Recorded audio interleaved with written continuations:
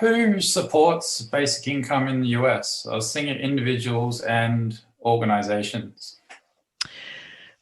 So individuals, Andrew Yang made a huge uh, difference in the conversation around basic income.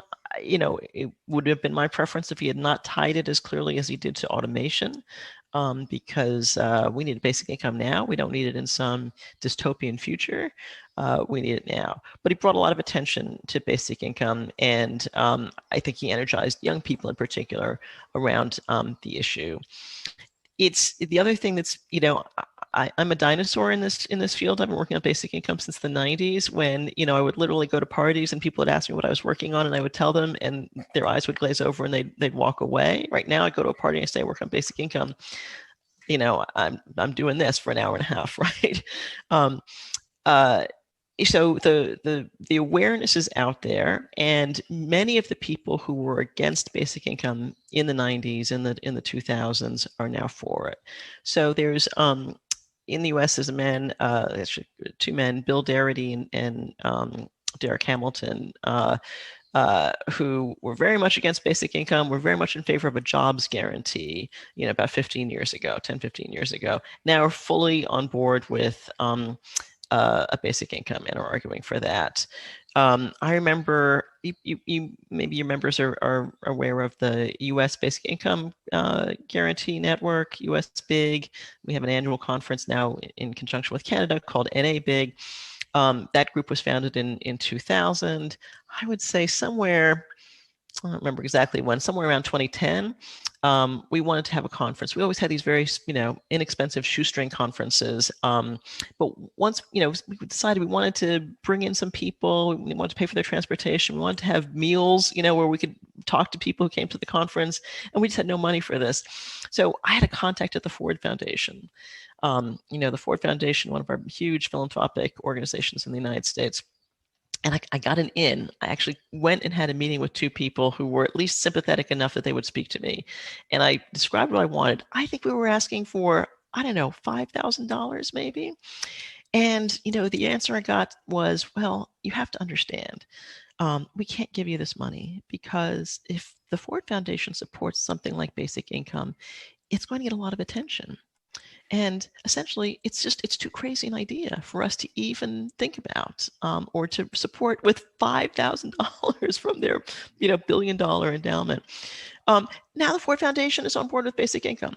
So, most of the progressive organizations in the United States are now at least willing to talk about it, think about it. Unfortunately, from my perspective, what they want to do is they want to fund pilots of guaranteed income, which is, again, cash transfers that are targeted to poor people or to the unemployed or to artists, to whatever, rather than just pushing for political change so that we can get a universal basic income on the books. But that's huge progress over the past. So I would say most progressive, most left of center organizations are at least willing to talk and think about and discuss basic income. So that's a huge advantage. I think in the population, it's become more popular among African Americans. It's not exactly reparations for slavery, but it is a way of just getting money to African Americans because the reparations conversation is happening, but that's going to be slow.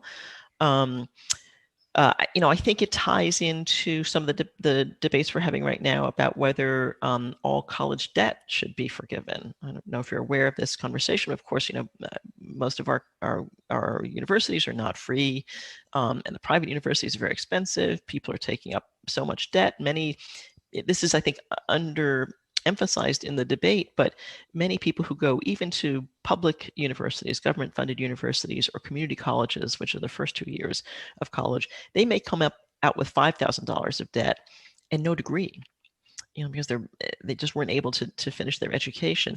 Even $5,000 of debt forgiveness, $10,000 at the outset would wipe out so much of the college debt for the most vulnerable and neediest population. Unfortunately, we're talking more like $50,000, which would really be for more like, families like mine, right? Sending my kid to college, I'm going to take out, $50,000 of loans to send them to the twee little private, college of my choice. Should that be forgiven? I'm not sure that debt should really be forgiven, but the debt for people who are going to public universities, and particularly community colleges, who sometimes, because of various factors, can't even finish the degree and end up no degree and debt. Yes, we should wipe that out. But that kind of thing could also be taken care of through a basic income. So I think that's one of my goals, is to take those conversations around. Now we're talking about eviction moratoriums, because we had a ban on evictions during the pandemic. Now we're coming out of the pandemic in the United States, at least temporarily, maybe. Now we can evict people again, or now the landlords can go back and say, okay, now you owe me this much rent. So, again, it's like we have one program for eviction, to take care of evictions. We have one program to take care of college debt.